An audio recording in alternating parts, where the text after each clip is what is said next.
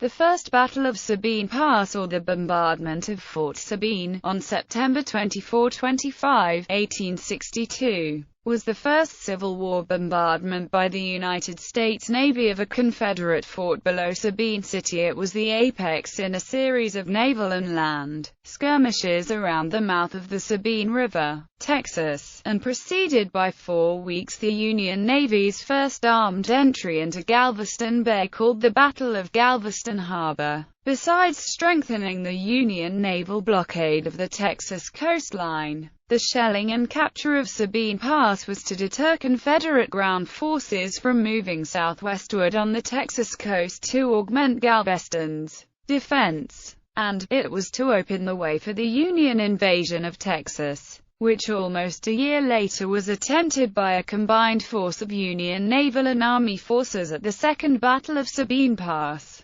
Background: Sabine Pass is the waterway serving as the outlet of the Sabine Lake estuary formed by the confluence of the Neches and Sabine rivers. The port at Sabine City was connected by a rail spur to the rail line running from the eastern border of Texas to Houston and Galveston. Although the port and entrance to the pass over the bar were shallow, it served coastal trade and, increasingly, blockade runners. The commander of the West Gulf Blockading Squadron, Rear Admiral David Glasgow Farragut, believed that the best way to blockade a port was to seize it. In September 1862, Farragut encouraged Master Frederick Crocker in the steamer US Kensington to capture the port. Farragut assigned acting Master Quincy Hooper and the schooner US Rachel Seaman to assist. On September 23, the vessels arrived off of the pass and were joined by acting Master Lewis Pennington in the mortar schooner US Henry James. The captains conferred and determined that they would not attempt to get the deep draft Kensington over the bar, but instead would use the schooners to make the attack. Late that afternoon the Rachel Seaman made it over, but the slightly deeper draft Henry James became stuck when the tide fell. Battle. The morning of September 24 revealed Pennington's ship stuck in the mud within sight of the fort. Pennington ordered his vessel to fire and it was soon joined by the Rachel Seaman.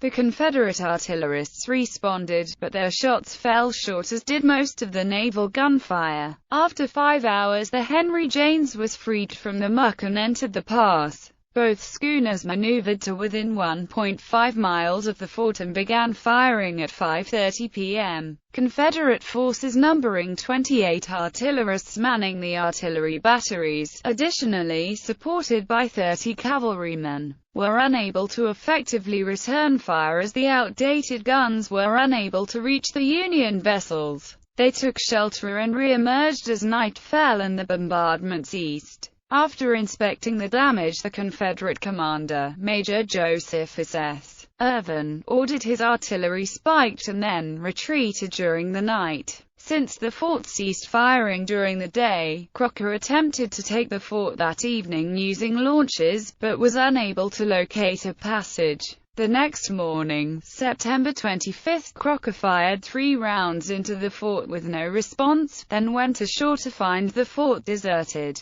He walked toward Sabine City and was met by a delegation announcing the town's surrender. This was the first major Texas city captured by the Union. Neither side reported suffering any casualties. Results: on September 27, 1862, 3 boats with 33 men traveled up the Sabine River 12 miles, near the mouth of Taylor's Bayou, and attempted to destroy a railroad bridge, but after they left the bridge was saved. During the period between the 27th and the end of the month, Crocker and the Kensington captured the British schooner Velocity and Hooper and the Rachel Seaman captured the schooner Dart.